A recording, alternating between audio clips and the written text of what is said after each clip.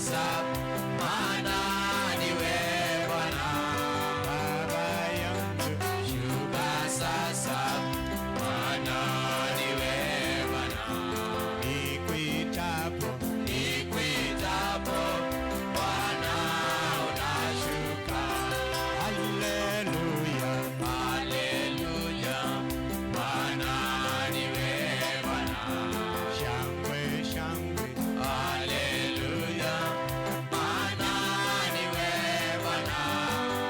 Baba mwema, haleluya, Bwana niwe Bwana. Nikuitapo Bwana unashuka.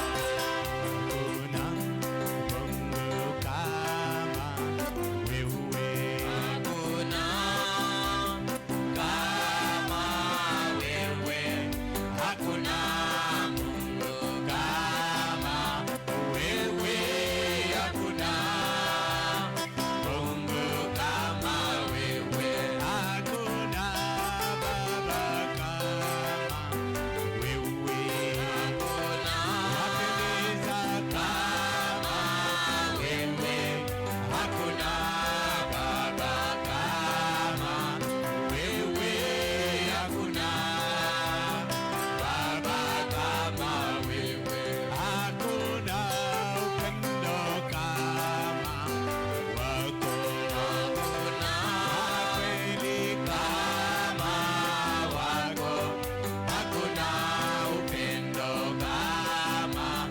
wako, hakuna upendo kama wako, hakuna sifa kama zako, hakuna Yesu mwema kama zako, hakuna sifa kama zako, hakuna sifa kama zako, hakuna uwepo kama wako, hakuna kama wako, hakuna uwepo kama wako, hakuna uwepo kama wako. Wastahili Bwana, unastahili kuabudiwa, unastahili ewe Yesu, unastahili kuabudiwa, unastahili Bwana wa mabwana, unastahili kuabudiwa, unastahili ewe Yesu, unastahili kuabudiwa, unastahili kule tumetoka, unastahili kuabudiwa, unastahili ewe Yesu, unastahili kuabudiwa, unastahili umetenda mema, unastahili kuabudiwa Yesu, unastahili ewe Yesu, unastahili kuabudiwa, unastahili wewe waja Baba, unastahili kuabudiwa Yesu, unastahili ewe Yesu, unastahili kuabudiwa, unastahili umetusamehe, unastahili kuabudiwa, unastahili ewe Yesu, unastahili kuabudiwa, unastahili shuka sasa Bwana, unastahili kuabudiwa, tunakuabudu kwa sababu wewe ni mwema Jehova. Twalisifu jina lako Bwana jioni ya leo. My Father, my God Jehova, tunapata kunyenyekea na kuvunjika mbele zako, ni kwa sababu Jehova haufananishi na ulinganishwi. Wewe ndio shina Bwana na yote, wewe ndio mwanzo na hata mwisho mwema Jehova. Uhai twaupata kwako my God, hata uzima twaupata kutoka kwako Jehova. Na hivyo mfalme na mtawala wetu, jioni ya leo twanyenyekea Bwana, jioni ya leo twajiachilia kwako my Father, my God. Ni kwa maana wewe ni msaada, ni kwa maana wewe ni ukuu, ni kwa maana wewe wewe ni ushindi, ni kwa maana wewe ni utakatifu, ni kwa maana wewe ni yote kwa yote Jehova. Na hivyo Bwana, jioni ya leo tuvunjika mbele zako, my Lord and my Father Jehova, tukiomba wewe uliye mwema na uliye mkuu, mwenye rehema na neema nyingi, my Father and my God, Yehova, ukatutazame, ukatuchunguze, na kwa njia yote, hali yoyote, kiwango chochote kile Bwana, utatupata wenye dhambi, wenye makosa, wenye hatia. Jioni ya leo my Father, tumekubali individually my Father, na kama madhabahu ya Pipeline, na kama kanisa lako, mwili wa Yesu Kristo ulimwenguni mzima, kwa njia yote Jehova tumepungukiwa, tumetoka katika njia yako, mapenzi yako, makusudio yako Jehova. Kule tulipata kulegea na kuzembea Jehova, kule tulitawaliwa na kiburi, majivuno, madharau na hata chuki my Father, kule tulilumbana Jehova, na hata kule my Father my God Jehova, hatukujua, hatukuweza Jehova, kwa hali na njia na viwango vyote Bwana, twakubali yote tukiomba kwamba Jehova Lord ukapate kutusamehe Baba yetu, ukatusamehe kila moja, ukatuosha na damu ya Yesu Kristo, ukatutakaze Jehova King, na hata ukaweza kutufanya wenye haki mbele zako my Father my God Jehova. Pasiwe hatia jambo lolote kila Bwana, iwe ni kwa majukumu, ni kwa kazi, ni kwa ushirika, ni kwa utangamano my Father, ni kwa maneno ya vinywa vyetu, ni kuona, ni kusikia, iwe my Father my God Jehova. Baba yetu, ni kwa ndoto Jehova, wewe ni mwema na mwenye rehema nyingi, mwenye neema nyingi Jehova. Baba yetu, ukatusamehe, pande wetu ukatusamehe, kila moja ukatuosha na damu ya Yesu Kristo Jehova, ukatutakaza na kuweza kutufanya wenye haki mbele zako, in the mighty name of Jesus Christ. Anga hii na itakaza kwa damu na nguvu na moto wa Roho wako Mtakatifu. Nyumba hii, madhabahu haya Jehova, kwa moto na damu ya Yesu Kristo my Lord, nikiondoa kila pingamizi, kila kizuizi my Father, hadi zozote zile ambazo ni za giza na mwovu ibilisi, haina uweza, haina mamlaka, na kamata anga zao zote na waeka chini ya nyayo zetu usiku wa leo. Naye Bwana ukatawale, naye Bwana ukajitukuze, naye Bwana ukatamalaki, naye Bwana ukalitende makusudi na hata mapenzi yako Jehova. Ujitukuze kwa hali na njia zote, ni kwa sababu Jehova usiku wa leo humo hapa ni kwa ajili yako, ni kwa ajili ya uweza wako, neema yako, ni kwa ajili ya upendo wako Jehova, ni kwa ajili ya makusudi yako Jehova, ni kwa ajili ya amri umetuamurisha my God. Na hivyo mfalme na mtawala wetu, utushika mkono, utuongoze, tuwezeshe, utujalie, ujitukuze, utamalaki, because you are awesome and mighty my God, because you are excellent Jehovah, because you are incomparable my Lord. And that is why Jehovah, we exalt you this night John, we give you all the adoration, we praise you Jehovah Lord. Let your presence my Father ikafurike katika nyumba hii, naye Bwana ukaonekane, naye Bwana ukajitukuze Jehova Lord. Tupokelee kwa sadaka zetu, dhabihu zetu my God, tuonekanie kwa hali na njia zote, ni kwa sababu Jehova twakupenda. Nafunga milango yote ya giza Jehova, nikiaka mlango wako wazi Jehova, katuhudumia aliyoko na anaenda kuja, na hata wale wanayetufuatilia online, kwa utukufu wa jina lako my King and my God. We exalt you for your gracious Lord. We give you all the adoration because you are Jehovah Lord and Almighty. Twakushukuru Bwana kwa wema wako, sifa zote ni zako, na hata utukufu wote ni wako Jehova. Kabata wala jitukuze, na ni kwa Yesu Kristo tumepata kuomba na hata kuamini. Semeni amen. Patie Bwana sadaka makofi mazuri, kisha ukatafute mahali ukaketi. Basi jioni ya leo na ukaribisha kwa ibada hii. Ni ibada maalum na ibada sio ya kawaida, kwa sababu ni jinsi tu tumejitengenezea na ukusudia kuwa katika uwepo wa Mungu siku kama hii, kwa sababu ni siku ndiyo ya shughuli ya kila moja katika maisha yake, lakini tukaitenga kama madhabahu ya Pipeline Neno Nairobi, ndiposa tukatafute uso wa Bwana, ndiposa tukapate kusogeshwa mbele za Bwana katika njia ya maombi. Ibada hii is the School of Prayer Ministry, ambao huwa tuko naye siku kama ya leo, ambayo ni siku ya Jumanne, masaa kama haya, na kwa hivyo wewe ambao uko online na wewe ambao unatutazama kwa njia ya YouTube, basi na ukaribisha, ni kwa sababu ni siku nzuri, siku ya kuwa na maarifa, ufahamu na hata ufunuo, na pia tukapate kupata hekima, na pia tukapate uwezo kwa imani ya kuweza kutenda kazi ya Bwana kwa upendo ambao ametupa.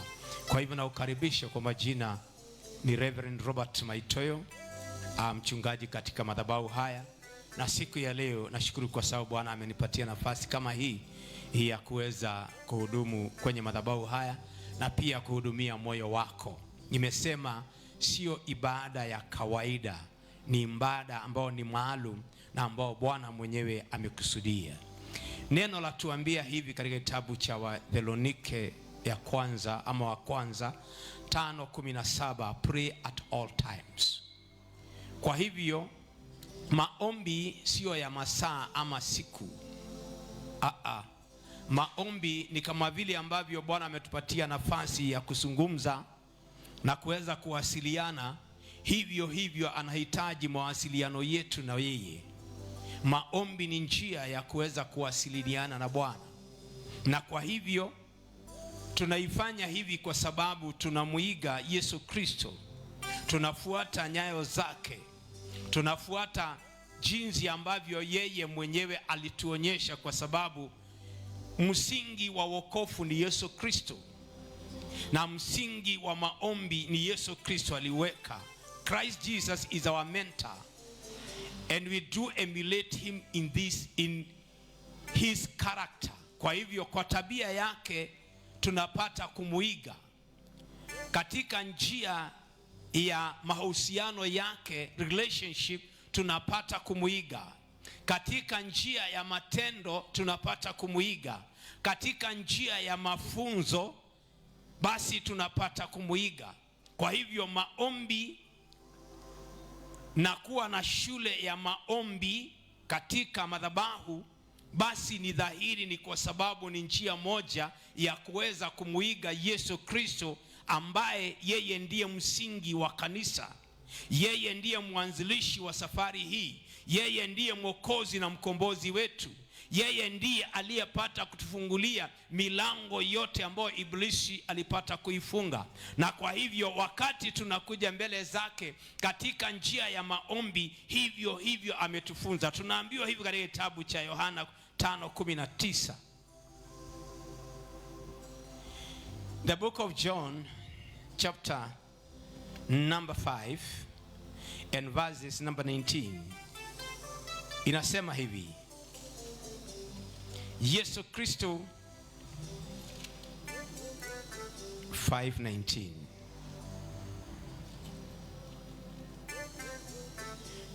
So Jesus answered them, I'm telling you the truth. The Son can do nothing on his own. He does only what he sees his Father doing. What the Father does, the Son also does. Hallelujah. Yesu Kristo akawaambia, kweli nawaambieni, mwana hawezi kufanya kitu peke yake. Anaweza tu kufanya kile ambacho anachomuona Baba akifanya, maana kile anachofanya Baba, mwana ukifanya vile vile. Semeni amen. So we are emulating the footsteps, the character, the relationship, action and everything that our mentor, our Savior, our Lord amepata kufanya. Yeye mwenyewe akakiri kwamba anafanya hivyo, na amekuja akiwa njia ya kutufungulia mlango. Amekuja akiwa njia ya kututoa ama hali ya kututoa kwenye vifungo vya dunia na mwovu Iblisi anayetawalia dunia hii. Na kwa hivyo yetu yafaa na yahitajika tukapate kuiga na kufanya vile yeye mwenyewe alifanya. Yesu Kristo ni mfano mkubwa na mfano wa kuigwa katika njia ya maombi. Hakuna lolote Yesu Kristo alifanya, ukiangalia kazi zake zote, kabla apate kuifanya ama kuitekeleza, kitu cha kwanza alienda kwa maombi. Semeni amen. Kwa hivyo alienda kuconsult baba yake. What about this issue? Tunamuona katika kitabu cha Luka. Kitabu cha Luka 6. In the book of Luke, chapter number 6.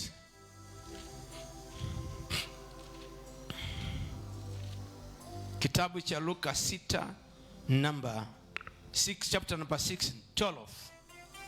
At that time, Jesus went up a hill to pray and spent the whole night there praying to God. Number 13. When day came, he called his disciples to him and chose 12 of them, whom he named apostles. Simon, whom he named Peter, and his brother Andrew, James and John, Philip and Bartholomew, Matthew and Thomas, James son of Alphaeus, and Simon, who was called Patriot, Judas son of James, and Judas Iscariot, who became the traitor. Tuona nini? Kabla apate kuwaita mitume, wale wanafunzi aliyekuwa na wao, kati yao kwanza alienda kwa baba. Kwa hivyo hakufanya kwa mawazo yake, hakufanya katika kuangalia mwili. Alifanya akiwa na makusudi ya maagizo yale ambao baba yake alipata kumwagiza. Tunaambiwa kwamba akaenda mlimani, akaomba usiku kucha. Kisha alipoteremka kutoka mlimani, akapata miongoni mwa wanafunzi wake, akawachagua wale 12 kama mitume. Kwa hivyo Yesu Kristo, yeye hakuna jambo lolote alilopata kufanya pasipo kushauri ama kuomba ushauri kutoka kwa baba yake. Na hivyo ndivyo Bwana anavyohitaji, kwa sababu he is our mentor. Before anything or before taking any step, you need to consult the Lord. Semeni haleluya. Kwa sababu katika njia ya maombi kwa ule mteule mwokofu ni amri ya Mungu mwenyewe. Semeni haleluya. Maombi ni amri kutoka kwa Bwana. Tumeona pale First Thessalonians 5:17, pray at all time. So prayers haitajiki ukaiweka chini ukapumzika. Inahitajika kila wakati na kila dakika, na hali zozote zile ukamate kumuita Bwana, ndiposo ukapate kumshauri. Tuangalie, tumelala tumeamka. Je, siku ambapo tunaamka tunaijua? Haituijui. Basi tuangalie kesho. Kuna yote aliyepata kufika kesho? Hatuijui. Lakini huyu Mungu ambaye tunamuomba, huyu Mungu ambaye tunanyenyekea kwake, basi anajua kesho. Anajua kule tunakoenda hata kabla tujaenda. Anajua hali zetu. But what God cannot do, he cannot do what he has not been consulted to do. So it is your obligation uone kwamba umemweleza Mungu kile unataka. Mungu hawezi kukupatia kile haujui. Kwa hivyo kama ujui ana uwezo wake huwezi fanya kazi kwako. Kama ujui kwamba ameshafika kesho yako, basi hana shughuli, utaenenda kama kipofu. Kwa hivyo kwa mteule wowote, mwokovu wowote ambaye anaamka na kwenda pasipo kuuliza ushauri ama kumuita Bwana, basi inaonekana kwamba anaenda kama kipofu. Kwa sababu kipofu hajui kule anakoenda. Kwa hivyo kesho yetu anayejua ni Bwana, na kwa hivyo huyo Bwana ndiye anaye uwezo wa kutuelezea kesho tutaingia namna gani. Kuna mambo hatujayapata, kuna vitu tunahitaji katika maombi. Basi tunaona kwamba ni njia ya kuweza kupata roho, kwa sababu roho ni mwelekezi wa mwanadamu. Semeni haleluya. Sema amen. Kwa hivyo when we pray, we get the impartation of the Holy Spirit, because the Holy Spirit will always be there to lead us. The moment you are led of the Holy Spirit, you will not get lost, because he has the understanding of what you don't know. He's where you cannot reach, or where you have not yet reached. Kwa hivyo lazima ukonsole na uone kwamba uko katika roho, ndiposa ukapate pokea na kuwa. Kwa hivyo maombi, jinsi ambavyo Yesu Kristo akiwa mwana wa Mungu na akiwa Mungu mwenyewe, he could not do anything before he consulted the Father. That is the reason why he was able to do what men cannot do. Hallelujah. Iyo laana tulishindwa kuvunja, huko tulishindwa kufika. Huyo adui tulishindwa kumweka chini, Yesu Kristo alimweka chini. Yote tunayapitia Yesu Kristo aliyapitia. Lakini kwa sababu ya maombi ya ushauri, because prayer is a way of consulting, kwa kushauri baba yake ambaye anajua na anaelewa mapito, njia, hali, majira na wakati, sababu na hata mahitaji ya mwanadamu. Kwa hivyo wakati ambapo tuko katika roho, we are connected to God. And the moment we are connected to God, we will never get lost. We will never be defeated. We will never go down. We will never miss or miss. Hallelujah. Kwa hivyo kuwa tumeunganika vile ambavyo Yesu Kristo yeye mwenyewe aliunganika kwa baba yake, na kila wakati kabla achukue hatua yoyote, tunamuona alitoka akaenda mahali ambapo ni pafaraga, akaenda katika maombi, kisha aliposhuka kwenye mlima tunaona kwamba akawaponya watu, tunaona kwamba akatenda miujiza. Kwa sababu ni kutoka kwa roho, ni kutoka kwa Mungu, basi tutaweza kufanya kile ambacho mwanadamu na vitu vya dunia haviwezi kufanya. Kwa hivyo tunaambiwa kwamba prayer is to a Christian is a command from God, a way of impartation with the Spirit of God. Semeni haleluya. Kwa hivyo ukitaka kupokea roho, ukitaka ama ukitamani kuongozwa sio kwa mwili, uongozwe na roho wa Mungu, Roho Mtakatifu, anatafutwa katika maombi. Walijazwa kwa roho walipokuwa pale katika Pentekosto, chumba cha juu, wakiomba ndiposa wajazwe na roho. Ni kuomba mitume walikuwa naomba, roho wa Bwana akashuka, na aliposhuka basi wakajazwa na roho. Na kutoka hapo tunaambiwa kwamba kanisa lile likaongezeka maradufu. Siku hiyo iliongezeka, na kila siku katika kitabu cha the Acts of the Apostle iliongezeka siku baada ya siku, ushirika ukawa mkubwa, kazi za Bwana zikafanyika. Kwa hivyo it's a way of being impacted with the Holy Spirit. It's a way of being faithful to God, to his commandment, being obedient to the command of God, that we have to pray. It is a way of consulting God, as I've told you. Yeye mwenyewe hakukosa. Hallelujah. Yeye mwenyewe hakukosa. Tukiangalia hata kitabu cha Wafilipi, in the book of Philippians. Naongea juu ya maombi kwa sababu siku ya leo ni shule ya maombi. Kwa hivyo wakati unapokuja kwa maombi, sio msaha na sio mchezo. Ni hali ambayo ni ya kunyenyekea, ni hali ambayo ni ya kujiachilia. The book of Philippians 4, 6 and 7 inasema namna gani?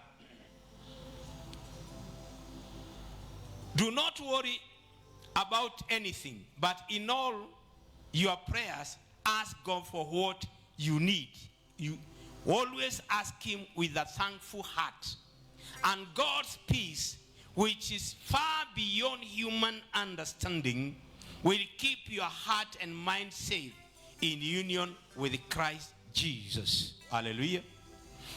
Msiwe na wasiwasi juu ya kitu chochote, ila kwa kila hali muombeni Mungu katika sala juu ya mahitaji yenu, kwa shukrani, nayo amani ya Mungu ipitayo akili zote za watu italinda salama mioyo na akili zenu katika kuungana na Kristo Yesu. Kristo ndiye mlango. Yesu Kristo ndiye daraja. Yesu Kristo ndiye kielelezeo ambao tunahitajika tukapate kuiga, aniposa tukashinde. Kwa hiyo tunaambiwa kwamba katika hali zozote, ukisikia kwamba kuna hitaji lolote unalo ndani ya moyo, ama kuna jambo lolote unalotaka kufanya, ama hatua yoyote unayotaka kuchukua, ama njia yote unakumbana na hali, basi unashauriwa kwamba uende kwake Bwana. Anamwambia you should not be anxious for nothing, for anything. Haleluya. Anasema tusiwe na hofu ama wasiwasi juu ya lolote lile, bali kwa kila hali tuweze kumwendea Bwana, tukamuombe, tuamuulize ushauri, anataka aje ama anaona namna gani. Kwa sababu mara mingi watu hawajafaulu, hasa Wakristo hawajafaulu, kwa sababu walitoka na wakafanya mambo pasipo kushauri, wakafanya mambo pasipo kujali, wakafanya mambo katika mawazo na fikra na hata katika elimu yao, wakakosa kwenda kumshauri Bwana.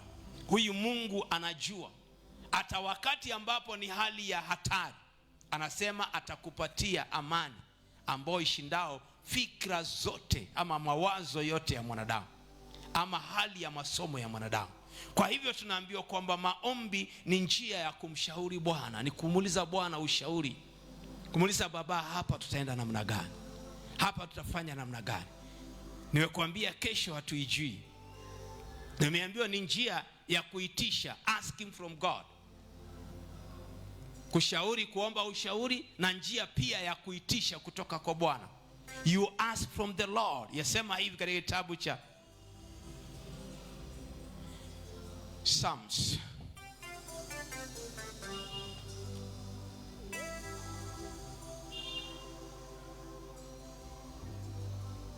Psalms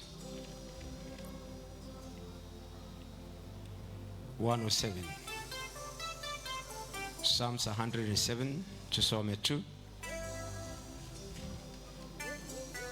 107 aya yake ni ya 28-30, inasema hivi: Then in their trouble they called to the Lord, and he saved them from their distress. He calmed the raging storm, and the waves became quiet. They were glad because of the calm, and he brought them safe to the port, and the port they wanted. Ndipo katika taabu yao wakamlilia Mwenyezi Mungu, naye akawaokoa katika mateso yao. Alifanya ile dhoruba kali itulie, nayo mawimbi yakanyamaza. Hapo wakafurahi kwa kupata utulivu, akawafikisha kwenye bahari walioendea. Haleluya. Kwa hivyo ni katika njia ya kuuliza, katika njia ya kumsihi, katika njia ya kumuingisha katika hali yako, kwa sababu wakati unapomuingisha katika hali yako, basi Bwana atashughulikia. Na njia ya kuingisha Bwana katika hali yako na mahitaji yako, basi ni katika maombi, kwa sababu maombi ni njia ya kunyenyekea, ni njia ya kujiachilia kwake Mungu. Is a way of showing humility, yani being humble, because you cannot. Tunaambiwa kwamba pride comes before downfall. Na kwa hivyo njia ya kwenda kunyenyekea, kwa sababu maombi ni kilio, maombi ni kusihi, maombi ni kutambua. Kwa hivyo pasipo hiyo kutambua, pasipo hiyo kusihi, amaanisha kwamba ni hali ambayo ni ya kiburi. Kile ambacho hauna ukaona kwamba mtu ako naye, lakini ukamdharau. ukaona kwamba hatoshi, hata kama ako naye sina haja ya kwenda kwake, hiyo ni njia ya kiburi. But prayer is a way of humbling yourself, is a way of acknowledging, is a way of bowing down, yani surrendering to the Lord. Na kwa hivyo tunaambiwa kwamba ni njia ya kuitisha. Tunaambiwa kwamba hawa walikuwa katika hali ya hatari, na kwa hivyo wakamuita Bwana, wakamuomba Bwana kwa sababu ya hatari waliokuwa wakipitia. Tunaambiwa kwamba kulikuwa na dhoruba, kulikuwa na mawimbi. Tukaambiwa dhoruba ikatulia, ikapata kutulia, nao mawimbi nao pia yakanyamaza, yakawa haina sauti yoyote. Kwa hivyo maombi inamtengenezea mwanadamu njia mahali ambapo hakuna njia. Semeni haleluya. Ni katika maombi utashinda, ni kwa sababu kama mteule tunawindwa katika njia zote. Tunawindwa katika hali ambao ni ya kutuzuia tusipate kufika ama kupata ama kuweza jinsi ambavyo Bwana alikusudia tangia pale mwanzo. Is a way of fellowshipping with God. Ni njia yetu kushiriki na kuwa mapatano na Bwana. Tukiomba basi tunapata kuwa na mapatano na Mungu, kwa sababu ni mlango peke yake huu ametufungulia wetu wa kuweza kushiriki na yeye. Anasema yeye hukaa katika sifa za watu wake. Na maombi ambao hayana sifa na hana kuabudu basi hajakamilika. Kwanza lazima uabudu, lazima umuite, lazima utengeneze anga ndiposa kashuke. Prayer is a way of changing bad things to good things. Tumeona Bwana akibadilisha mambo kwa watu kwa sababu ya maombi. Tukiangalia katika kitabu cha Isaia, kuna huyu mfalme aliitwa Hezekia. Na tunaambiwa kwamba katika Isaia 38 hapo moja kwenda mpaka pale chini, tunaona kwamba Hezekia akawa mgonjwa. Na hivyo katika ugonjwa ule Bwana akatuma nabii Isaia, akamwambia enda kwa mtumishi wangu, mwambie kwamba ugonjwa huu hatapona. Kwa hivyo apate kujipanga, apange nyumba yake kwa sababu siku zake zimeisha. Tunaambiwa kwamba wakati tu alipopata ujumbe ule, mtumishi wa Mungu tu alipopata kutoka kwa mlango hivi, aligeukia ukuta, akapata rarua nguo zake, na pia akamuomba Bwana katika njia ya kilio. Akamsihi Bwana akimkumbusha kazi aliyofanya kwa ujana wake. Basi kifo ambacho kilikuwa kimekubaliwa hata na Bwana basi ikawa imeondolewa, na pia akapatiwa an allowance ya kuishi, another lease ya kuishi. Kwa hivyo hakufa vile ambavyo ilikuwa afe, lakini kama hangeliomba basi angeenda. Tunaona mtu kama Eli alipopata kuelezwa vile Bwana amesema kupitia mtumishi wake Samueli akiwa kijana mdogo, basi alisema Bwana afanye vile anavyotaka, hakuomba. Na kwa hivyo hata basi huo uongozi wake wa ukuhani ulifika mwisho kwa sababu watoto wake wote walikufa. Lakini alikuwa na nafasi ya kuweza kubadilisha. Kwa hivyo kwa hali uliye naye ambao haipendezi kwako, kile kitu naona kwamba hakipendezi hata kwa Mungu hakipendezi. Semeni haleluya. Na kwa hivyo kwako wewe umeona hivyo, Bwana alishapata kuiona, na atakayepata kuibadilisha ni Mungu. Na atabadilishaje? Kwa maombi yako. Kwa hivyo uko na jukumu ya kubadilisha hayo ambayo ibilisi amekusudia, kwa sababu hana mema na mazuri kwako. Makusudi yake ni ya kuweke chini. Makusudi yake ni ya kuzuia usifike. Makusudi yake ni aone kwamba haujapata na haujakuwa. Na kwa hivyo njia yako ya kuweza kuondoa milima iliyoko mbele yako, kuweza kuwashinda maadui waliokusunguka, kuweza kufikia kile Bwana amekusudia ni katika maombi. Kwa sababu tunayepigana na yeye, kazi yake yeye ni mwizi. Basi baraka zako anapata kuziiba. Kwa hivyo makusudi yake ni kwamba usipate. Yeye ni mharibifu. Kwa hivyo kilicho chema ana make sure kwamba ameharibu. Kwa hivyo maombi yanabadilisha yale mabaya yakapata kuwa mazuri ama yakapata kupendeza. Tunaona Esther alikuwa Myahudi. Esther alikuwa tu msichana tu mjakazi. Lakini wakati ambapo kwa ushirika wake na Mordekai na Wayahudi wengine na wale waliokuwa pale kwa mfalme, walipopata habari kwamba imepangwa na Hamani kwamba wakapate kuuliwa wote na imeshapata kupitishwa, basi walienda kwa maombi. Na katika maombi yale, kitu cha kwanza baada ya maombi, haikuwa desturi na haikuwa katika mipangilio ya mfalme kwamba yoyote aingie katika chumbani mwake ama mbele zake kama hajapata kumuita ama kupatiana ruhusa. Lakini tunaona kwamba Esther walipoomba siku 3, alipoenda mbele ya mfalme akampokelea. Na tunaona kwamba kwa sababu ya maombi, hata ile ilikuwa imebadilishwa, wale iliyokuwa imepitishwa Wayahudi wamalizwe, ule alikuwa amepanga yeye mwenyewe akamalizwa. Kwa hivyo maombi yana uwezo, yana nguvu. Kwa hivyo usichukulia kwamba hali ikija ni kwa pesa zako ama watu wenu. Jua mahali pa kukimbilia, jua ule wa kukimbilia, jua ule wa kumshauri, jua jinsi ya kunyenyekea ni kwa nani. Saa hizi ukiangalia ni siku ya maombi, ni siku ambao tumeiweka. Sio watu wote wako kazini dakika hii, sio watu wote wako na shughuli za maana ambazo wanaweza sema kwamba iliwakataza waje katika nyumba ya Bwana katika njia ya maombi.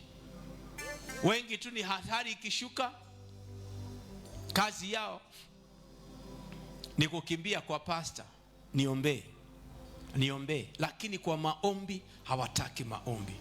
Basi wewe uliye nami na unayepata kunitazama, jua kwamba hiyo shida unaipitia, hiyo hali uliye, inaweza ikabadilika kwa maombi. Maombi yaliyo na imani, maombi yaliyo ya kunyenyekea, maombi yaliyo na ufahamu kwamba unayemwomba ana uwezo wa kufanya hayo. Kwa sababu usipoomba kwa imani, basi utakuta kwamba itakuwa ni kelele mbele za Bwana. Na kwa hivyo ni ukushauri na ukuambia kwamba inawezekana. Semeni amen. Inawezekana katika maombi. Hakuna jambo, ukimwona muombezi hata akiwa chini usikamcheke, jujui mawasiliano yake na Mungu. Angalia mama aliyekuwa anaitwa Hana katika kitabu cha 1 Samuel. Hakuwa na mwana, alikuwa amekaa miaka na miaka hajapata mtoto.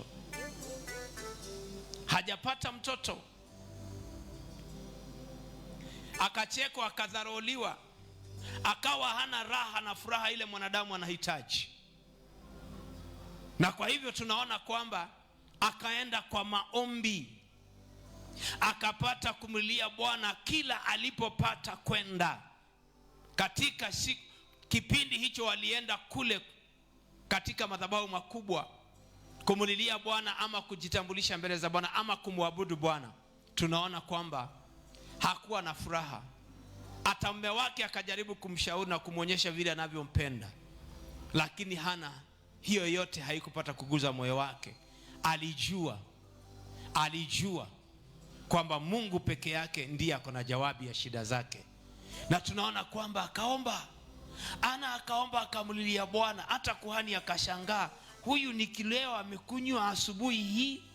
Kwa sababu anamuona tu ni lips zake zinafanya tu hivi, mdomo wake hajui ni nini.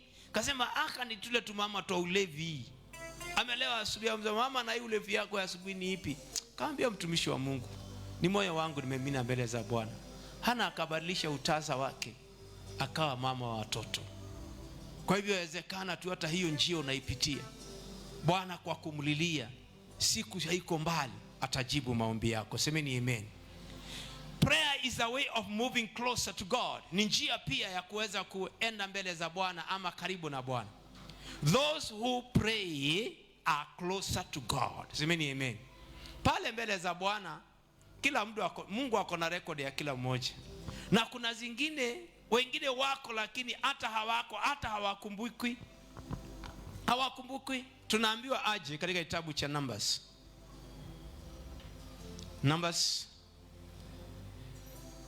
chapter number 6. Numbers chapter number 6:24 inasema hivi: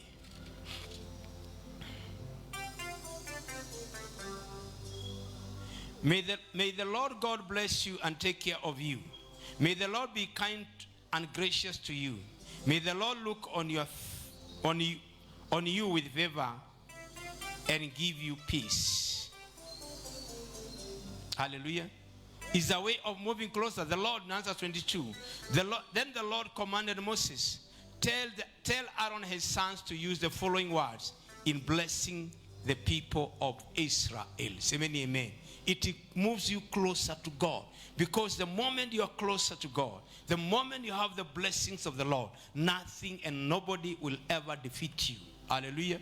Kwa naona kwamba akamwambia hivi ndivyo utakuwa, haya waambie waenenee. Hawa watu wanaenda katika vita, hawa watu wanaenda katika kutafuta, hawa watu wanataka neno tu. Hilo neno linaponenwa, Bwana anakuja karibu, anakuwa msaada, anakuwa msaidizi.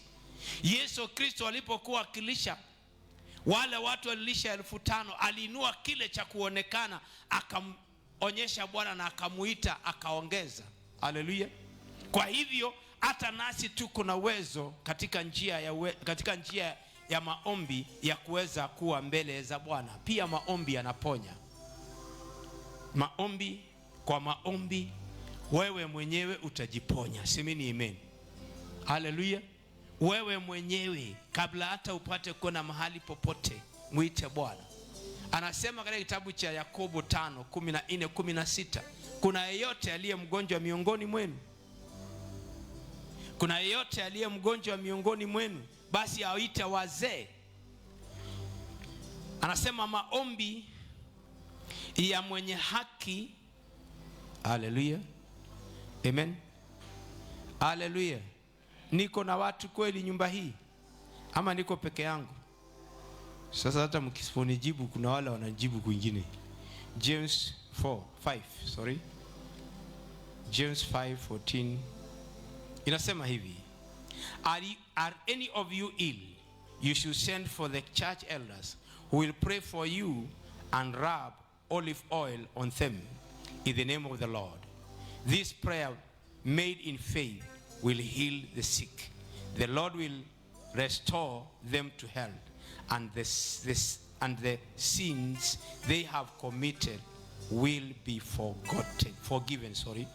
So confess your sin to one another and pray for one another so that you will be healed. The prayer of a good person has a powerful effect. Semeni amen. Basi kuna mahali pana kuuma. Nimewafunza njia ya kung'oa. Wacheni maneno ya ukimbia kwa na madaktari. Kabla hata muombe, kabla hata mpate kushauri Bwana. Kwa sababu wako sijui kama ni pesa inawasumbua sana, kwamba pesa siko nyingi hivi kwamba unaona kwamba ni daktari tu. Kuna mambo mengine sio ya daktari, na hata hiyo ya daktari ukimtangulisha Bwana haitaenda mabaya. Semeni amen. Wengine walikuwa waende kwenye visu na njia shetani alitengeneza, waende katika theater ndio wakufe. Lakini ukitangulisha katika maombi, kama inabidi hiyo kitu ama ifanywe hivyo, basi ukienda pale already sio ule mtu atakuwa anafanya ile kazi, ni Roho atakuwa akifanya kazi. Semeni amen. Kwa hivyo kimbilia Bwana, mshauri Bwana katika hali yako ya afya. Ni kwa sababu yeye anajua viungo vyako vyote na hali yako yote. Kwa hivyo ile ya mwanadamu, hata mwanadamu akiwa pale atakulinda. Juzi ambao sio mbali ilikuwa mgonjwa na nikaenda hospitali. Na nilipokuwa katika pale hospitalini, mimi kitu kimoja sikulala usingizi masaa ya kulala. Nilala wakati ambapo kuna mwangaza na kila mmoja wako. Bwana alinyima usingizi, na nilikuwa na hali ya kujua kwamba hawa watu sio wazuri. Ara siku moja nikasikia mmoja alikuwa tu jirani yangu akafa, akasema hatukufikiria ni huyu atakufa, tulifikiria ni huyu, walifikiria ni mimi, sikufa. Nilikuwa katika oxygen, sikufa. Kwa hivyo nilikuwa mwangalifu, walikuwa wananiita ule mtu halalangi, sikulala. Wakija usiku na walikuja kutoa damu masaa ya usiku, masaa sana. Nauliza, kwa nini unakuja kutoa hivi hata mnasumbua na usingizi? Siwache watu walale. Bwana akaniambia usigombane na hawa watu. Ndio mimi niko hivyo tu. Akaniambia usigombane na hawa watu. Na hali ya pesa isikusumbue, kule pesa itatoka ya kulipa hiyo yote. Nishapata kuishughulikia. I paid 1.6 million. Siku ya mwezi moja tu ikaenda hivyo. Kwa hivyo najua wakawa wanamwambia mama aende asign vitu zingine kwa sababu mahali nimefika siwezi rudi. Mama akasema siwezi sign na haendi mahali. Semeni amen. Maneno na maombi ya mwenye haki yana uguzo mkubwa sana. Kwa hivyo kama ni kwenda basi kwa daktari, kwanza shauri Bwana, na kwanza jiingishe katika roho, ama tafuta roho ndiposa akutangulie kule. Kwa sababu wengi waliokula wanaofanya kazi hizo, wengi ni wale maagenti wa giza ambao kazi yao ni kusindikisha. Nimeona katika deliverance, kwa sababu nimelelewa katika ministry ya deliverance, nimeona vile wanasema wengine wamewekwa hata hapo kabla wengine, hata wengine wanakuja nikana kwamba anakuja kutembea kujua vile watu wako, lakini anakuja kusindikisha. Anasema kwamba kuna wale ambao wakiingia hao hawezi waguza kwa sababu wako na roho wa Bwana, lakini kuna wengine wakija ni kusindikisha, akiingia hivi kusindikisha, akiingia hivyo huyo akufe, huyo aende. So unasema namna gani? Ni njia yetu ya kuponywa. Katika maombi kuna uponyaji. Kwa hivyo kwa maombi, wewe ambao unanitazama, basi ifanye mtindo wako wa kuwa katika maombi kila wakati, kushauri Bwana katika kila hali na katika kila njia, kuweza kunyenyekea na kumuuliza Bwana kile unahitaji. Ni njia ambayo ni ya kuwa na ushirika na Bwana. Zoea kuwa kila wakati ukimuita Bwana, inampendeza. Wakati ambapo tumeona kwamba Yesu Kristo hakuchukua hatua yote ama jambo lolote akalifanya pasipo kumshauri Bwana. Na hivyo tunaona kwamba pia ni njia yetu ya kubadilisha mambo yanaweza kuwa yamekuja katika njia imepangwa, kwa sababu ibilisi ni adui wetu. Basi ni njia yetu ya kuweza kubadilisha haya mabaya, kwa sababu shetani ni wa mabaya. Pia tukasema kwamba ni njia ya uponyaji, is a way of building our faith, is njia ya kujenga imani yetu. Itajenga imani yetu na njia gani? Maombi unapoyaomba, utamu wake ni majibu. Semeni amen. Wakati ambapo umeomba, umeona Bwana amejibu, basi imani yako inakupatia hali ya kutaka kusonga na kuendelea kumtafuta Bwana. Tunaona hivi Bwana akisema kwamba katika kitabu cha Yohana 14:13-14, John 14:13-14, ni katika njia ya kuuliza, ni katika njia ya kujenga imani yetu. The book of John 14:13-14 nasema hivi: And I will do whatever you ask for in my name, so that the Father's glory will be shown through the Son. If you ask me for anything in my name, I'll do it. Sasa kama amesema hivi, na chochote mtakachoomba kwa jina langu nitafanya, ili Baba atukuzwe daima ndani ya Mwana.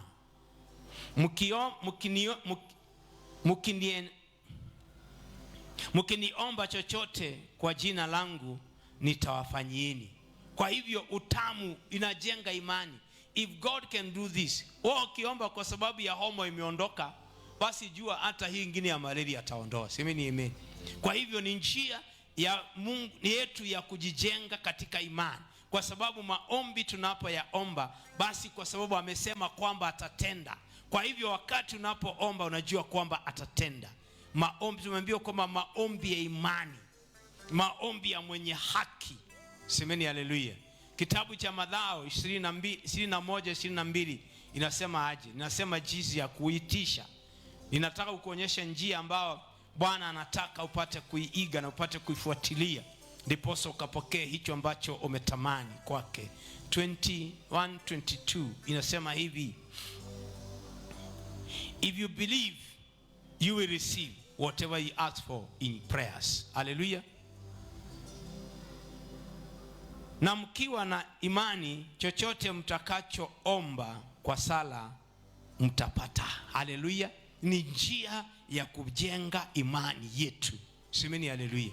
Utamu wa maombi ni maombi yaliyo na majibu. Ni maombi ambao umepata kuona. Anasema niiteni nami nitawaitika. Hicho tu kitabu cha Mathayo 7:7 inasema namna gani? Anasema hivi,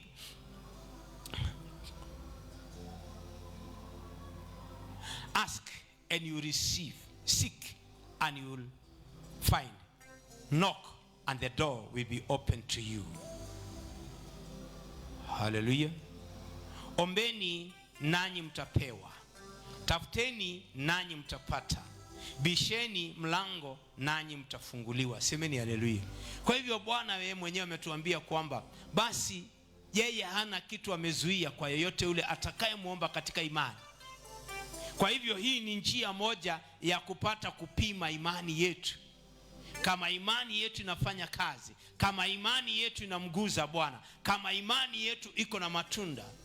Kwa sababu kwa imani tutakula, kwa imani tutajengwa, kwa imani tutapata, kwa imani tutakuwa. Kwa hivyo lakini tutakuwa kutoka kwake kwa sababu tumeguza moyo wake ama tumefuata taratibu zake, makusudi yake. Semeni haleluya. In the book of Mark 11 verses number 24 inasema hivi, for this reason I tell you, when you pray and ask for something, believe that you have received it, and you will be given whatever you ask for. Kwa hivyo nawaambieni, mnaposali na kuomba kitu, aminini kwamba mmekipokea nanyi mtapewa. Haleluya. Kwa hivyo ni njia ya kujenga imani yetu. Semeni haleluya. Ni njia ya kujenga imani yetu. Kwa hivyo wakati unapoenda kwa maombi, isiwe tu bubbling, isiwe tu hali ya kwa sababu umekuja. Hiyo njia ya imani na kuguza moyo wa Bwana ni kuingia katika mambo yale na kuyaona yakitendeka. Basi kama ni uponyaji, ona huo uponyaji. Ukisema nimeondoa hiki, ona kikiondoka. Ukisema nimeweka chini hii na ile, basi ona ikienda chini. Ukisema nimezambaratisha ndani yako, ona ukizambaratisha. Ukisema naachilia moto, ona moto ukitoka. Ukisema nimeachilia makombora, ona makombora yale yakitendeka. Ukisema nataka, kwa sababu chochote na lolote unalohitaji iko katika roho. Na ni wewe utapata kuiona kwa mawazo yako, kwa fikra zako, basi kwa maombi ukaweza kuidownload ikawa iko. Na hakuna chochote Bwana atakupatia kile ambacho hakiko ndani yako. Kwa hivyo lazima kitoke kwako, kiende kiuze kule kilioko. Kwa hivyo chochote na lolote unahitaji iko ndani yako kwa maarifa ya Bwana uliye naye. Na hivyo kwa maombi ya imani utapata kupokea na Bwana atapata kukupatia. Semeni haleluya. Maombi ni chakula ya kiroho. It's a spiritual food. Yesu Kristo akamwambia Ibilisi shetani. Kitabu cha Luka 4:4. Yesu Kristo alipokuwa katika majaribu ama alipokuwa akijaribiwa na mwovu Ibilisi, akamwambia Ibilisi hivi. Alipomwambia kwamba abadilishe mawe ikawe mkate, Yesu Kristo akamjibu hivi.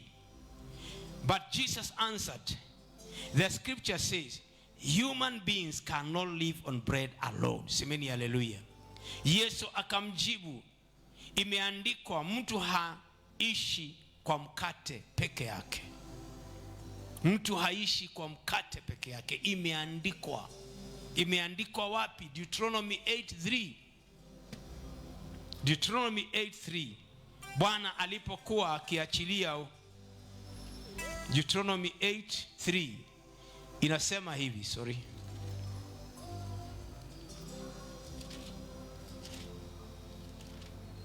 Deuteronomy 8:3 inasema hivi: He made you go hungry, and then he gave you manna to eat, food that you and your ancestors had never eaten before.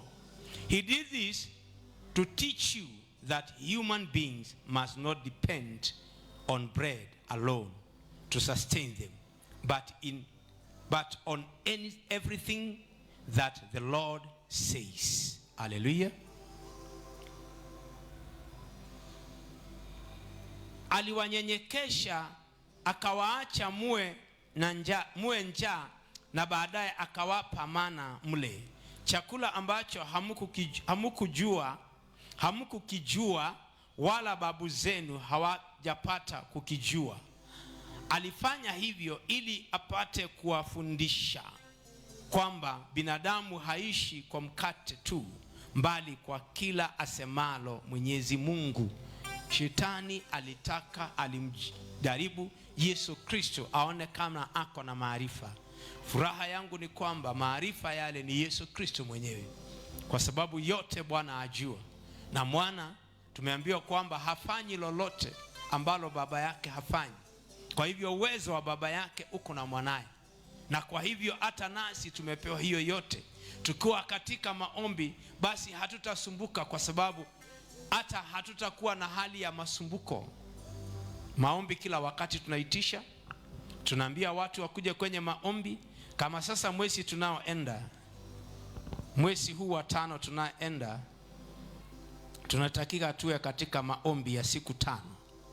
Hiyo ni katika mipangilio ya nyumba hii ambao tumejiwekea, na ambao tunatazamia Bwana akapata kutuinua kwa kiwango kingine. Huwa tunakuwa katika maombi wiki ya pili, na wiki ya pili ya mwezi unaokuja itakuwa tarehe 12, 13, 14, 15, 16. Siku ngapi? Punch. Kwa hivyo hiyo ni njia ambapo tunanyima mwili huu. Mfungo wa mwezi huu ulikuwa wetu wa kumshukuru Bwana, kwa sababu tumemuomba, tumemuitisha uwezo wa kupigana, tumefanya mingi, lakini tukaona kwamba tunyenyekee. Utaona tu matukio yake. Semeni haleluya. Maombi ni upanga. Maombi ni upanga wako ambao tumepatiwa. Ni katika maombi tutamshinda ibilisi. Haleluya. Ni katika maombi tutamshinda ibilisi. Tunaambiwa katika kitabu cha Waefeso, ninapopata kumalizia niwafungue Waefeso 6. Waefeso 6:17 yasema hivi. Inatuambia vyema kwamba tuvalie silaha. Ephesians 6:17 nasema hivi: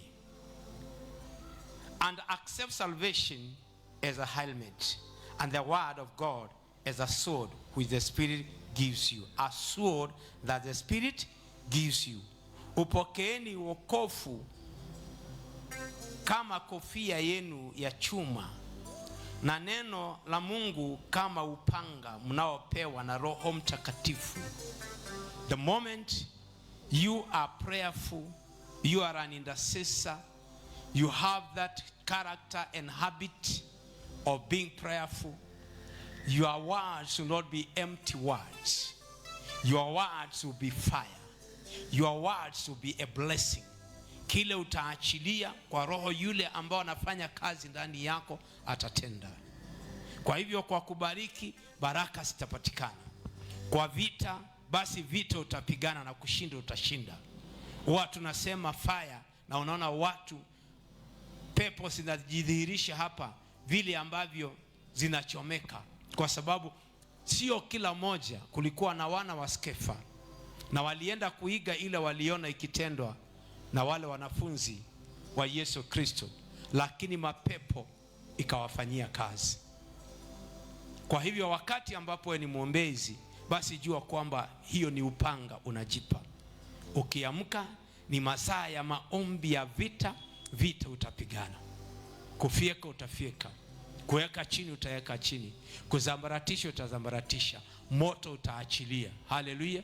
Kwa hivyo maombi ni njia yako ya kujikinga, ni njia yako ya kujilinda, ni njia yako ya kumpinga ibilisi, ni njia yako ya kuweka maadui chini, ni njia yako ya kujitengenezea anga hivi kwamba asipatikane yeyote atakaye kuja kuiba, kwa sababu baraka tuko nazo, lakini tuna mwizi shetani ambao akiona kile umepatiwa atakuja ajaribu kama kweli ni wewe. Akisha basi uwe na nafasi ya kuweza kumkemea. Kukemea kwako kwa imani, basi utakuta kwamba utapata kushinda.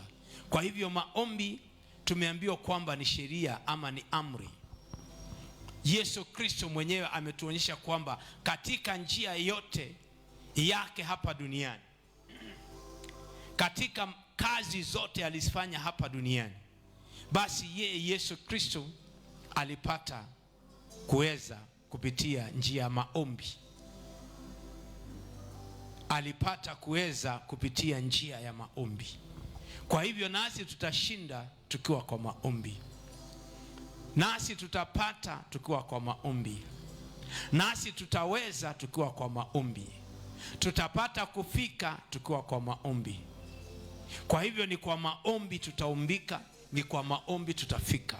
Hatima ya Mkristo ni uzima wa milele.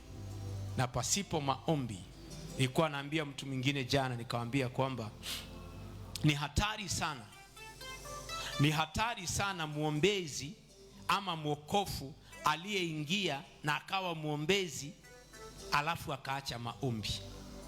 Shetani akija si atakufanya anything, ana make sure amekumaliza. Heri ukose kuwa Mkristo ama ukose kuwa muombezi, kwa sababu ukiingia uache, basi shetani hata kuacha. Unajua unaweza fika pale ubadilike, na ukibadilika umemaliza ufalme wake. Watu naona kwamba shetani anapata kuwaeka chini ama amepata kuwatumia kwa njia yoyote ile, ni watu wazuri sana. Hawa watu naona wakiombea hapa waheshimu, ni watu wazuri, shetani akawatangulia ili kwamba nyota zao zizing'ae na kazi ya Bwana isipate kufanyika. Kwa hivyo hata wewe ni mtu mzuri, na ndiposa upate kutekeleza makusudi ya Bwana na ukapate kufika na kuweza, basi uwe katika maombi. La si hivyo utakuta kwamba ibilisi atakuweka chini. Wakati ambapo nakuta mtu ameekwa chini kwa sababu madhabahu ya maadui zake yako na uwezo zaidi ya madhabahu yake. Maombi yako ni madhabahu unajiumbia, ni nguvu unajipatia za kiroho, ni kuungana na Bwana, ni kupata spiritual promotion ya kuweza kushinda pingamizi na vizuizi vyote ambayo ibilisi ameachilia. Kwa hivyo nikimalizia ni kwamba ni amri. Pray at all times. Amen. Pray at all times. Sisemi kwa mazuri peke yake, sisemi kwa mabaya peke yake, nasema kwa mazuri na mabaya muite Bwana nawe utamuona. Kwa sababu wakati umepata mazuri upate kupumzika. Kupata sio shida, lakini kudumisha ndio kazi. Kupata sio shida, kudumisha ndio kazi. Si wanakuja hapa tunaombea, ukishawaombea wasipokaa hapa wakienda watarudi hapa na shida. Leo nimpata mama moja nikuta namba imepigwa. Basi nikaangalia nikasema hii namba ninaangalianga imelia mara ngapi. Nikaona ililia mara 9. Nikajua huyo ni mtu alikuwa anahitaji. Basi nikapiga. Yule mama kupiga ni mama. Kaambia ni nani? Nikaambia umepiga. Ati ulikuwa umepiga? Nikaambia sijapiga. Kaambia sema basi. Nikasema nitasemaje na mimi sikupiga. Nikaambia ni sawa tu. Nikakata simu. Akapiga tena. Msichana wake akapiga. Kaambia ni mama anaitwa Esther Mudhoni. Anapiga wapi? Kutoka Meru. Alikuja akaambiwa na mtumishi wa Mungu. Akaenda akalala vizuri, akawa ako sawa. Kurudi kule ukakaa tena, hiyo hali imerudi. Kwa sababu gani? Kwa sababu hakuweza kupata hali ya mafunzo. Basi nikaambia fanyeni hivi, si mkuja basi tayarisha. Akaniambia ai, kuja tena hiyo safari yote. Nikaambia simu yake ikakatika, ikaisha pesa. Nikampigia. Nikaambia itategemea hali unayoipitia. Ikiwa umefika mwisho utakuja, lakini kama hujafika mwisho kaa mpaka upelekwe ufike. Mwingine akanipigia jana, nilikuwa nimemwombea kwa simu. Msichana yake ni mshirika wetu hapa na ako upande wa Arabuni. Nikamwambia, akaniambia kesho nitakupigia simu nikwambie vile nilala. Sasa hakupiga. Mimi nikarudi nikampigia, sikumpata. Karudi akanipigia, nikamwambia nitakupigia, nilikuwa kinyosi jana. Basi akaniambia sio mbaya na sio mzuri. Ananiambia siku ile alilenda vile nilimwambia lala kama mtoto mdogo, alilala kama mtoto mdogo. Lakini baada ya hiyo hizo vitu zimeanza, sio ile nguvu zilikuwa naye, lakini bado ziko. Nikamwambia deliverance is a process and it needs wewe kuja. Nikamwambia si utafute nafasi ukuje. Ananiambia kuja tena huko, niko peke yangu kwa nyumba. Nikamwambia mami, hii kitu cha kusukuma, kwa sababu ingekuwa ni daktari amekuambia ukuje ungekuja, lakini kwa sababu ni maombi, unataka tu maombi, ombe na pasta kwa simu, hauoni ikiwa na umi yote. Lakini yule aliye na shida amefika mwisho, atakuja. Kaniambia msichana wangu atakutumia pesa uje niombee Kisii. Nikamwambia sawa mama. Sasa nikasema na Maitoyo utatembea tena ni Kisii. Nikasema hiyo pesa siitumwe tu aingie, kwa sababu mimi siwezi kataa. Sawa. Sasa nitakuwa wale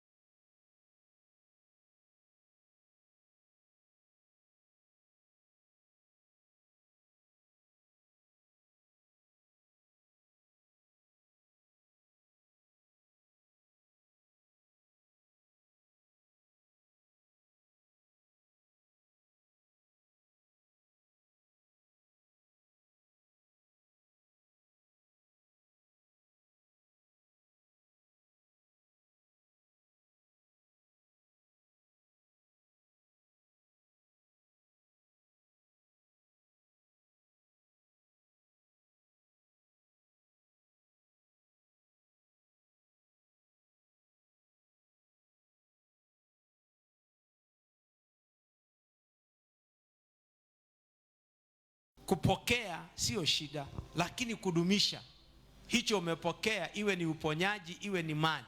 Kama unataka kudumisha wokovu wako ni kwa maombi na kuwa katika uwepo wa Bwana. Kama unataka kudumisha mali yako, kama unataka kudumisha uponyaji wako, uwe katika maombi na uwe katika closet ya Bwana. La si hivyo utakuta kwamba muda tu itafika, kwa sababu madhabahu yakienda tu moto unaisha. Wengine wanaombea hata wakumbuki kuja kurudisha asante kwa Mungu, yaani kumwambia Bwana ni asante kwa kile umetenda. Yesu Kristo alipomponya wale vijana, wale watu walikuwa 10. Basi walipoenda tunaambiwa kwamba walikuwa na ukoma, wakapona. Yule alirudi akamwambia kwa imani yako umepona. Mmoja ndiye alirudi, lakini akamwambia enda kwa kuhani utoe sadaka ile aliwaamurisha. Haleluya. Ya kuja kumwambia ni asante. Hiyo ni njia ya kuonyeshana kwamba already umepokea. Shetani anaangaliaga, Mungu ni Mungu wa haki na anataka kile kitu ambacho anaona, na kama hakiko Mungu hawezi kukuongezea. Mungu sio muombezi wako akuombee. Yeye amekuonyesha fanya, naye ukifanya, amesema hapa, mkiniomba kwa jina langu nanyi nitawapeeni. Haleluya. So usipoomba hata ukijua ama iko hautapokea. So nasema namna gani?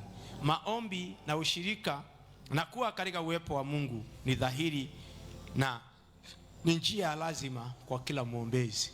Kwa hivyo ushauri wangu tu kwako unayetutazama, tutakuwa na dakika chache za kumshukuru Bwana. Usiku wa leo ilikuwa ni siku yetu ya waombezi kukaa katika madhabahu ya Bwana na kumuita. Basi tutaendelesha, lakini kwa sababu yako nataka tuwe na nafasi kidogo tu ya kumshukuru Bwana kwa sababu ya vile ametufunulia njia. Ni shule ya maombi, a school of prayer, ambao tunakuja, tunahimizwa, tunanenewa, tunaelekeshwa, tunashauriwa, tunaamuriwa, tunapata kukemewa, ndiposa tusonge na tukue. Wanafunzi, naona niko na watoto hapa wanaenda shule, na wao wanafunzwa, na wanafunzi wangu hata wanapigwa viboko ndio wasikie, na wanafanyishwa mtihani. So katika njia zote, wakati tunakuja mbele za Bwana, jua mtihani utakuja. Mtihani utakuja na itaangaliwa kweli ni huyu alipokea kweli. Anasema kwamba mbegu iko mara ngapi? Mara 3, mara 4. Kuna zile zilianguka kwa barabara, ndege wakaja wakachukua. Kuna zile zilianguka kwenye mawe, basi asikupata uwezo wa kumea. Tunaambiwa kuna zile zilikuwa kwenye miba, ile miba ikaichoka. Na kuna zile zilianguka katika udongo, ni neno ile ambalo nanena usiku wa leo, ambapo udongo ule ikazaa 30, 60 na 100. So itategemea jinsi umeichukua na jinsi umeifanyisha kazi. Imani bila matendo imekufa. Simama kwa miguu yako, simama tu, uinue sadaka yako juu. Nataka tuwe na hali ya kumshukuru Bwana kwa sababu ya nafasi ametupatia. Nawapatia nafasi kabla nikuje kwa madhabahu, huo umeingia katika maombi. Kwa hivyo kujanga mapema. Mimi nakuja kama sasa leo nimechelewa, nimepitia garage, nikapitia pa petrol station.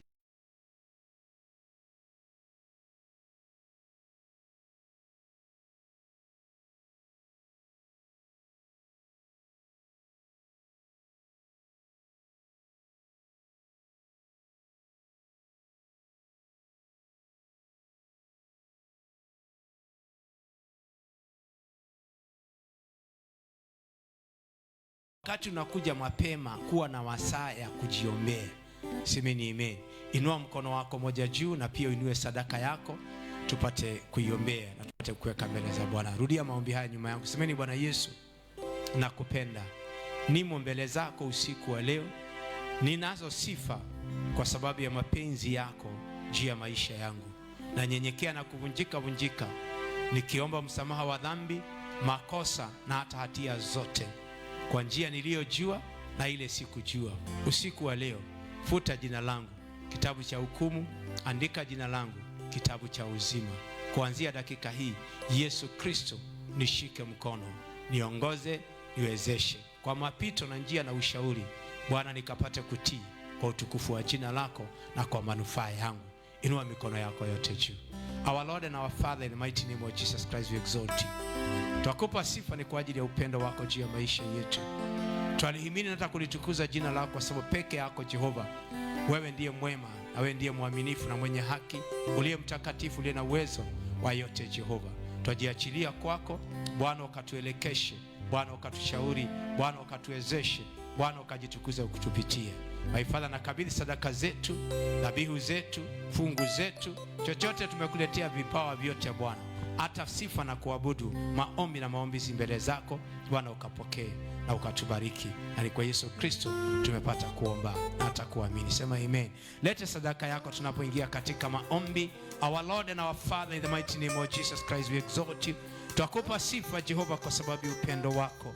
Ni mengi Bwana umetufunulia, ni mengi Bwana umetunenea, ni njia mingi Bwana umetukumbusha, tulijua, lakini Bwana usiku wa leo imekupendeza my God, kapate kunena na mioyo yetu katika njia ya maombi, katika njia ya kunyenyekea, katika njia ya imani, katika njia ya kutoa katika roho na kuleta katika maisha ya mwanadamu. Nasema kwamba hautatupatia kile hatuna Bwana, kwa hivyo lazima tukawe na yale maarifa, tukapate kuwa na kile ambacho Bwana tunajua, ndipo sasa tukaitishe. Na hivyo usiku wa leo Bwana umetueleza, siku ya leo Bwana umetunenea, siku ya leo Bwana imekupendeza Jehova, kanena na mioyo yetu, kanena na anga zetu, kanena na wokovu wetu Jehova, kanena na imani yetu, kanena my Father na njia yetu ya kujitolea na hata kujiachilia kwako my King and my God. Na hivyo usiku wa leo Bwana tunanyenyekea, siku wa leo Bwana mtumishi wako na vunjika mbele zako, kiomba Bwana ukumbukwa na wewe Jehova. My Father and my God, niko na hali ya mwanadamu, niko na hali ambayo ni ya nyama hii na damu Jehova, na hivyo mfalme wa falme Baba, pasipo msaada wako, pasipo wewe Bwana my God, mwanadamu hawezi katika safari hii. Kazi iliyoko mbele ya mtumishi wako ni kubwa, na hivyo Jehova najiasilisha mbele zako, nanyenyekea mbele zako Bwana, nikiomba kwamba ukaniondolee kila pingamizi, ukaniondolee kila kizuizi, iwe ni ya mwili huu, tamaa za macho, iwe ni tamaa za mwili Jehova, iwe ni vitu vya dunia my God, lolote laweza kunitoa katika njia yako, yaweza kunitoa katika makusudi yako, yaweza kunitoa katika kazi na hata majukumu ambao Bwana umenipa. Bwana ukaniondolee, Jehova ukanionekanie, Jehova ukanijalie. Wewe ni mwenye rehema nyingi my God, na hivyo kwa rehema zako my God, Mungu wangu ukanipenyeshe, Baba yangu ukaniongoze, Baba yangu ukanishindanie,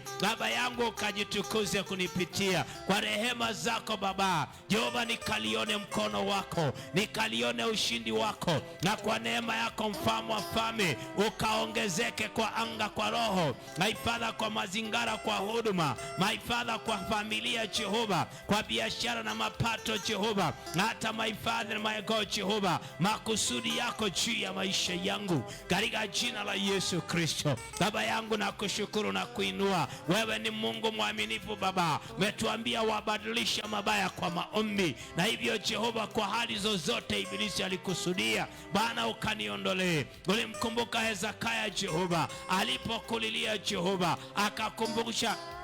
akakukumbusha vyote na kazi yote aliyofanya katika ujana wake. Baba, hautakosa jambo, hautakosa kitu chochote kile Bwana, kama mwanao Jehova nilipata my Father kuhusika na hivyo Bwana ikakupendeze. Na my Father my God Jehova, kaniondolee vizuizi na pingamizi, ukaniondolee hali zozote changamoto ambazo my Father my God zachelewesha kazi yako. Kaniondolee roho ya delay katika jina la Yesu Kristo. Niondolee roho ya delay Jehova Lord, niondolee roho yote ya delay my God, niondolee my Father mizigo yote ambao dunia imerundika na dunia imeachilia Bwana katika njia ya kujua na kutojua. Na hivyo Bwana ukaniwezeshe Baba, nikapane na nikapate kutembea na kusafiri na kusonga mbele kwa utukufu wa jina lako my God, kwa kazi ambayo umeniita Bwana, kwa madhabahu na anga zote umenipa Jehova. Onekana jitukuze my Lord,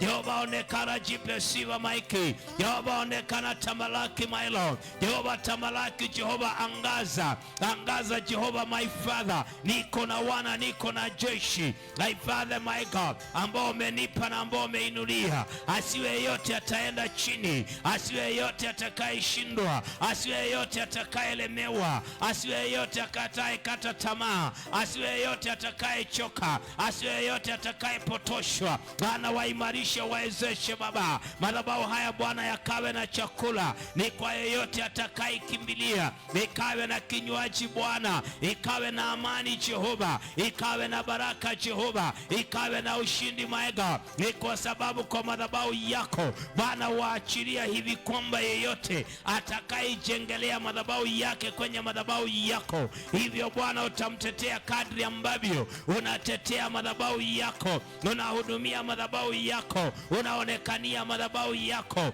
kwa kiwango umeachilia hazina yako. Hivyo Bwana utamfikia hata aliyoko mbali Jehova, anayenyenyekea na kuvunjika lisaa kama hili, anaokuita usiku na mchana. Jeshi ambalo hukesha Bwana, wanakesha katika madhabahu yako, hivyo kwamba usiwasahau, hivi kwamba usiwawache Bwana. Waonekania, wajalie wateule watakatifu, watumishi wako, makuhani wako Bwana, ukawainue, ukaonekanie. Watazame jinsi ambavyo ulitazama kazi ya Hezekia Bwana, na hivyo Bwana ukawatembelee, ukaonekanie, ukasikie kilio chao na maombi yao, vile ambavyo ulisikia na jibu maombi ya Esther Bwana my Father, na wale Wayahudi kina Mordekai my Father my God.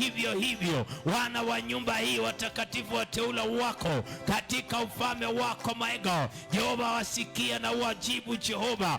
Umesema tukikuomba kupitia jina lako Yesu Kristo basi tutapata, ndiposa Baba akapokea utukufu my God and my Father. Tamalaki Jehova, jitukuze kwa sababu wewe ni mwema Jehova, jitukuze jitukuze kwa sababu wewe ni mkuu. Jehova jitukuze kwa sababu ufananishwi. Twalienzi na kulitukuza jina lako. Ni kwa sababu Jehova wapendeza, umesifika, umetukuka kwa hali na njia zote. Tufue nguo yoyote ama vazi lolote ambalo zilo lako Bwana, ukadivalishe vazi lako Bwana, vazi lako Jehova, vazi lako Jehova. Nyota zetu zikang'ae Bwana, nyota zetu zikang'ae. Mapito yetu ukayahudumie Jehova, milimo kaishushe Jehova, hata mabonde ukainue. Wale maadui ukawapiga na upofu, ukawapiga na kushindwa, ukawalalishe na ukawasongeshe, ukawatupe mle kuzimu, katika jina la Yesu Kristo.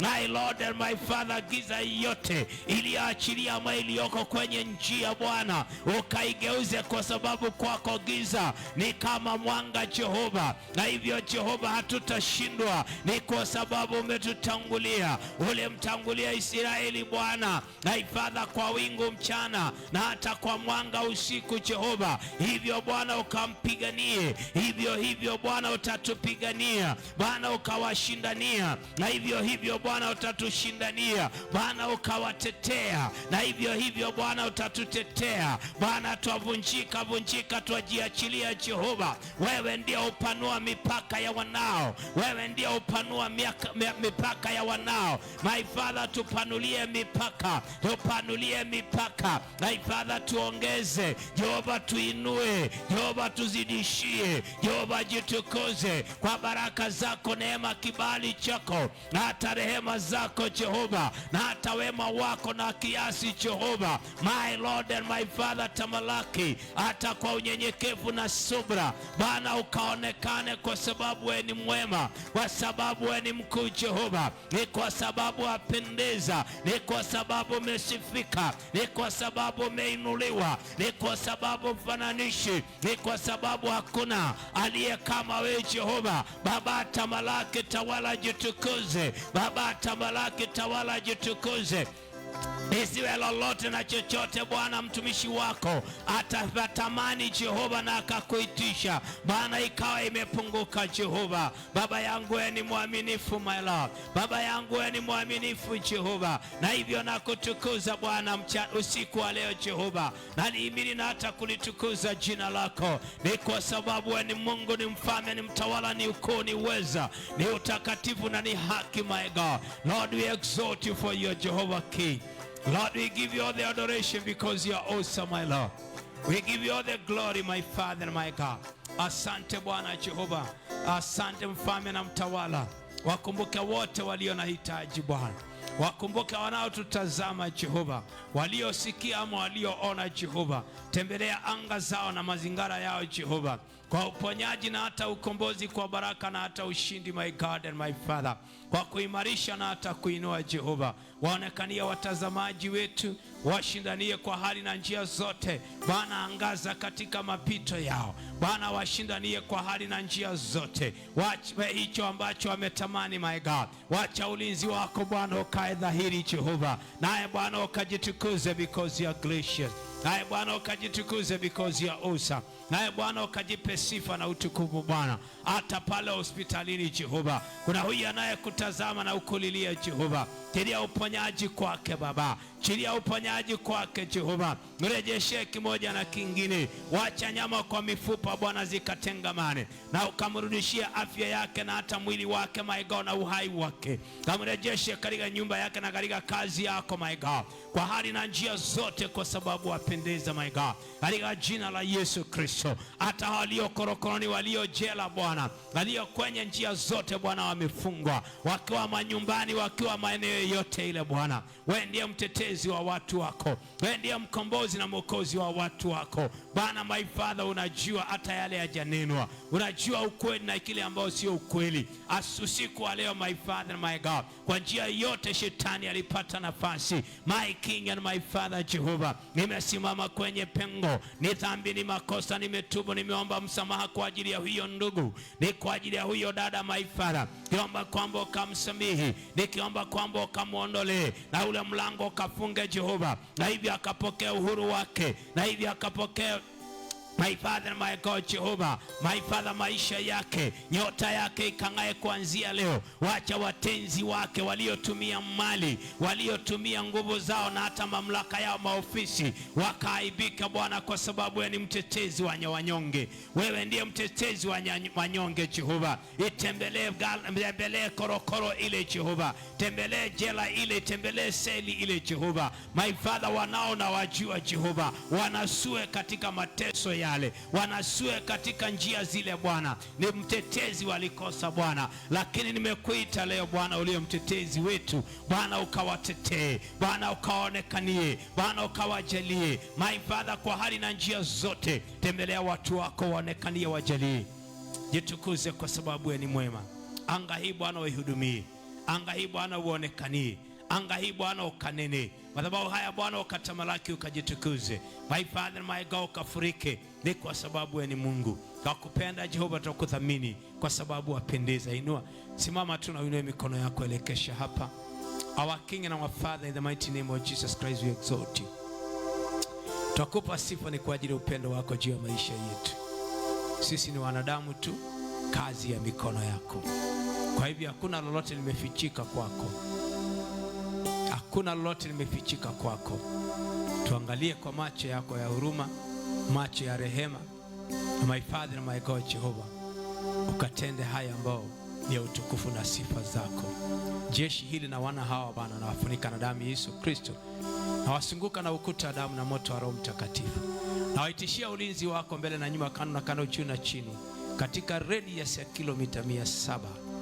My Father, jeshi lako Bwana likaandamane na wao, jeshi la ulinzi, jeshi la utetezi, jeshi la maarifa, jeshi la mahitaji Bwana, onekana, jitukuze kwa sababu unapendeza. My Father, anga hii madhabahu haya, onekana, jitukuze.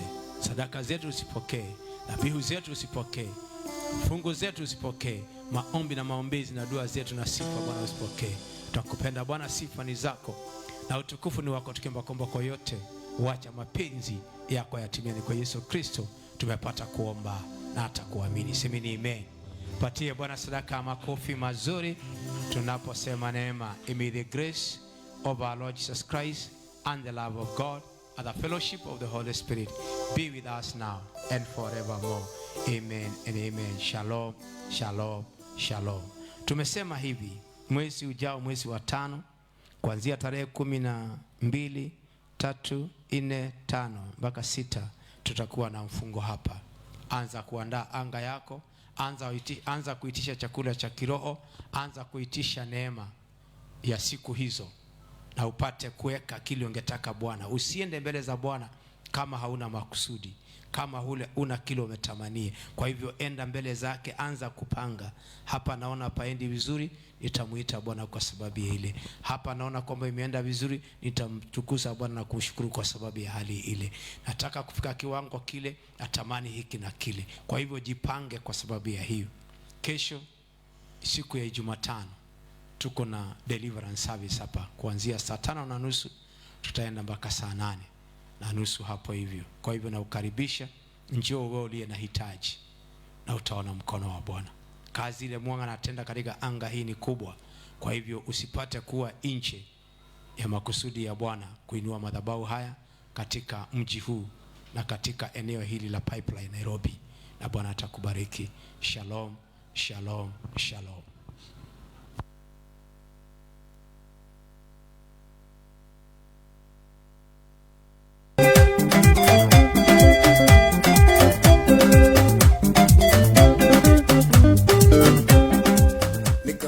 Shalom, shalom, shalom. What God can do, no man can do. Mimi naitwa Reverend Robert Maitoyo, mchungaji Neno Pipeline Nairobi, chini ya mtumishi wa Mungu Apostle Dr. James Maina Ng'ang'a, komanda na Kenya One. Amelituma hapa, nasimamia madhabahu ya neno, na wakilisha mtumishi wa Mungu hapa, na ninafurahi kwa sababu sasa tuko na miaka 3 hapa na tumeona mkono wa Bwana, na tuko mahali panaitwa Pipeline, eneo la Kware, ambapo wale wanaotaka ama wale wanapata kuja wakiwa wanatoka upande wa town, kuna njia mbili unaweza tumia.